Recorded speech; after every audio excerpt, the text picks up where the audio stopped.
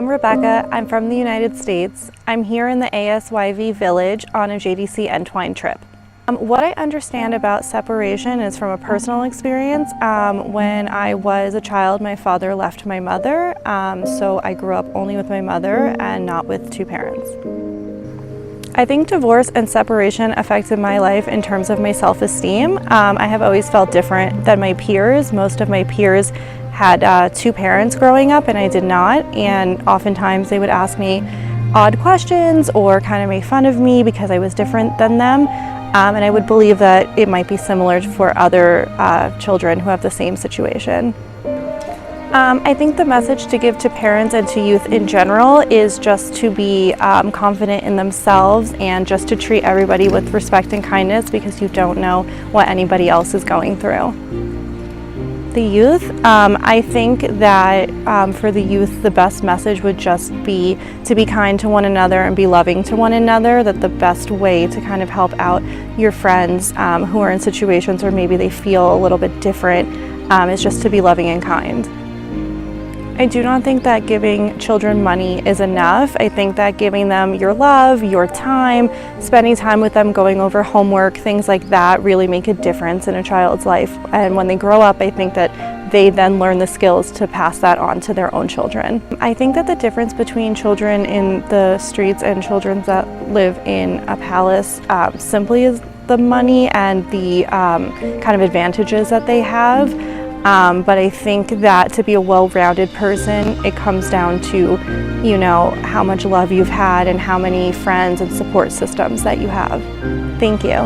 Hi, my name is Annie. I am from London in England and I'm a cousin here at ASYV. I think divorce and separation are a difficult part of some family dynamics, and from what I've seen, sometimes it's best for parents to separate, and sometimes that can be a positive change if it is handled well and carefully by the parents, but I think it always has some sort of adverse effects on children too, on their self-esteem, often children thinking it is their fault, but also I think it can just be generally unsettling to have that sort of instability in a young person's life. But I think that there is also a way for a child to come out of that experience more resilient and with a really positive future as well.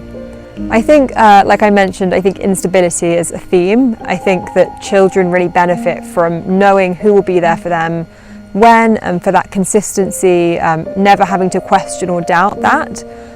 So I think that when that is broken, it can create some longer term trauma and challenges for young people, and they have to learn sometimes to trust people again, or they have to learn that they are loved and that they have a place in this world.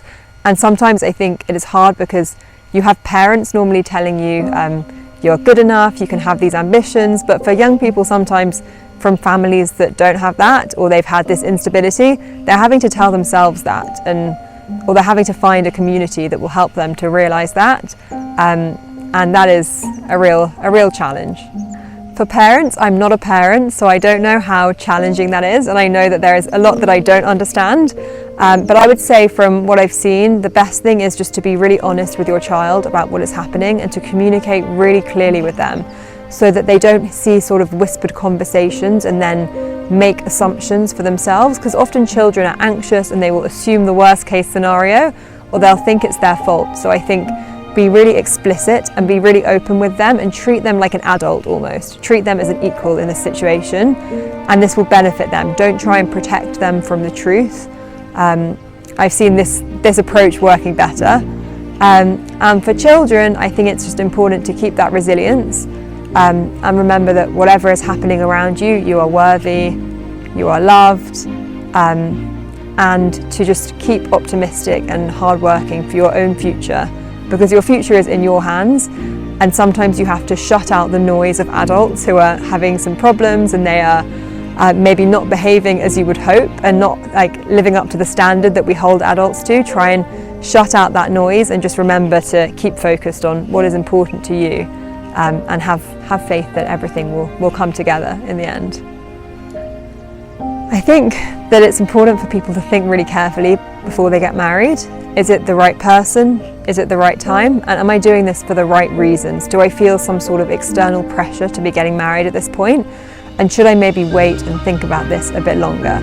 And I think especially for women, sometimes we're told to to get married so that we'll be complete, or so that we'll fulfill some expectation.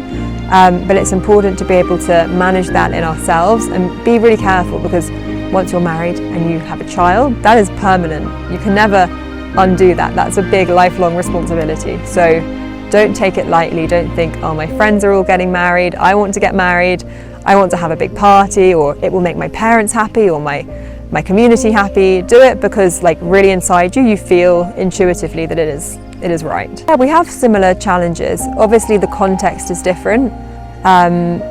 There are some differences in terms of how society is structured. I'm sure there are differences in terms of healthcare and access to mental health support.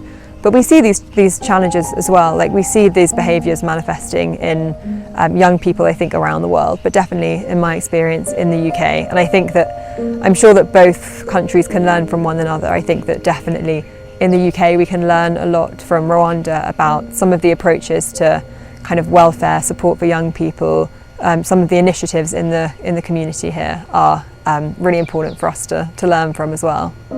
Please, if you can, support the My Voice project. It's a really exciting initiative. It's really important. And I know that the founder, Violette, has really big ambitions for this project to make a real impact, but she needs support and she needs people to spread the word right now, so that in the future she is helping not just a handful of young people, but hundreds or thousands of young people who really, really need that stability and that community in their life. So please give your support today.